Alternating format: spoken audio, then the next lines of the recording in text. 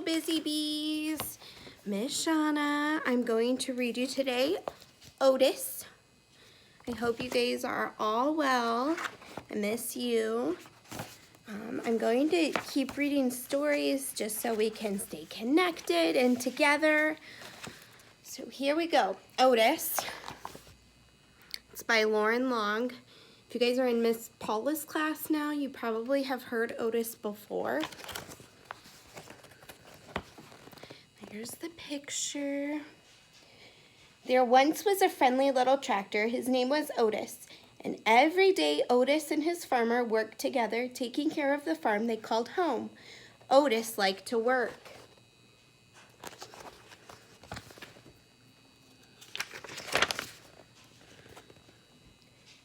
But after working hard all day, Otis was ready to unwind and play. He would ride the rolling hills and skirt mud pond down by the corn. He would leapfrog bales of hay and explode through the haystacks. Do you see him exploding?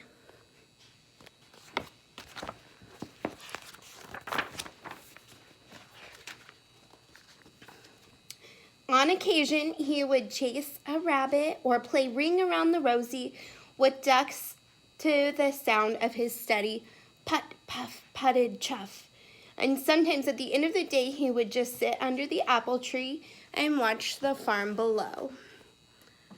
So up here, he's doing the Ring Around the Rosie. Here he's sitting underneath the tree. Every night, tired but happy, Otis would puff, puff into the little stall in the barn that was all his.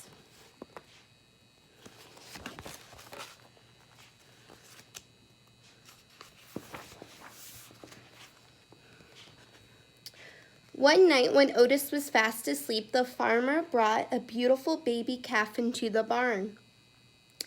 The calf bawled and bawled for her mother, but when the sleepy sound of the soft put, puff, putted, chuff came from the next stall, the scared little calf stopped bawling and drifted off to sleep.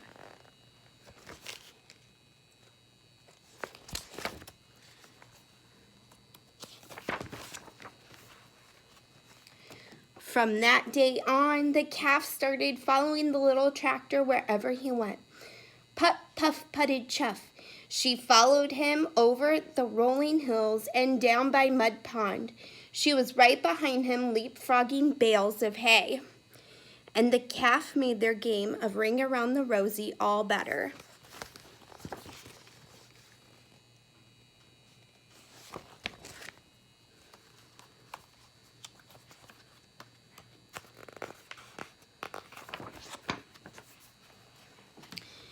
Then one day, the farmer surprised everyone with a brand new yellow tractor. "Time to move out, Otis," said the farmer. He took Otis out of the little stall in the barn that was all his and parked him back behind the barn. Then he backed the big yellow tractor into the stall next to the little calf. That's not very nice. But the little calf didn't like the big yellow tractor. He had a deep rumbling snore that shook the stall when he slept. There was no one to purr like the little cat and to let the little calf gently sleep. No one to spend her days with. And Otis? Otis could never even see his farm as the weeds began to cover his tires. His friend often sat with him, but she could never get him to play like the old days. Here's Otis with the weeds and the little calf.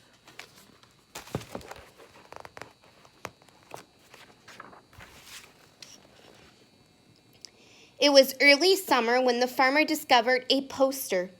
"Who has the prettiest calf in all the land? Judges will decide at the county fair and award a fancy blue ribbon to the winner." The farmer knew the answer. He would show off the little calf. But on the morning of the fair, the little calf was nowhere to be found. She had wandered down to the mud pond by the cornfield to cool off. When she waded into the muddy water, her feet sank. With every step, she sank deeper and deeper and deeper. The little calf was stuck in Mud Pond.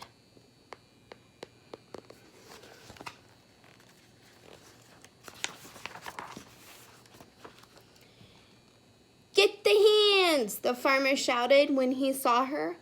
All the farm hands came running with their ropes, but the more they tugged, the more the calf got stuck. "Get the big yellow tractor!" the farmer shouted. "He can save her!"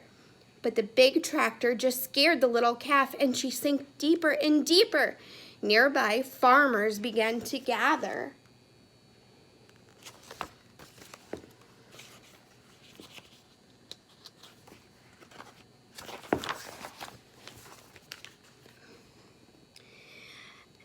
"Then call the fire chief Douglas and the fire truck," the farmer shouted. "They can save our little calf." But the sight of the big red fire truck startled the little calf even deeper. The farmer was fit to be tied. If the farm hands and the big tractor and even the fire chief Douglas and his fire truck couldn't save the little calf, who could? Who do you guys think? Suddenly, the little calf's ears perked up. Over the hum of the growing crowd, there came a faint sound in the distance. A soft, rhythmic purr, put, put, putted chuff. The crowd turned and looked. The sound became louder, put, puff, puttity chuff. And all at once, Otis puffed around from the barn. He turned and headed straight toward Mud Pond. What do you think Otis is going to do? Otis puffed down the rolling hill and pulled up right next to the muddy water's edge. The calf heard her friend's puttering purr and bawled.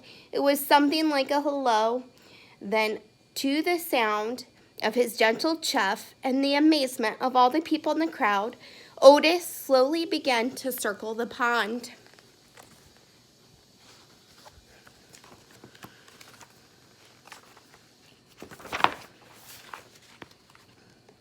I'm going to show you the pictures first. You see the calf and Otis. He circled and he circled, and the little calf turned and turned, never taking her eyes off her friend.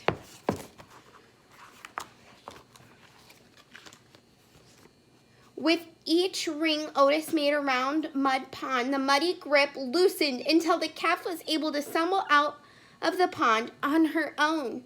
The two friends had found each other again.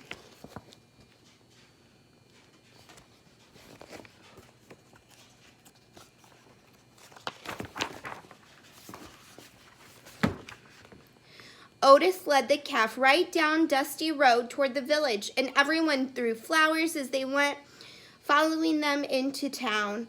It looked like a happy parade. No one needed a fancy blue ribbon to tell them that the calf was a special calf. Otis was a special tractor, and the two of them were special friends. From that day on, the farmer discovered that with Otis's puttering purr beside the chicken coop, his chickens laid more eggs. At milking time, with Otis's gentle chuff nearby, his cows produced more milk. On occasion, Otis even got to join the farmer and the big yellow tractor out in the fields. But often at the end of the day, Otis would just sit with his friend under the apple tree and watch the farm below.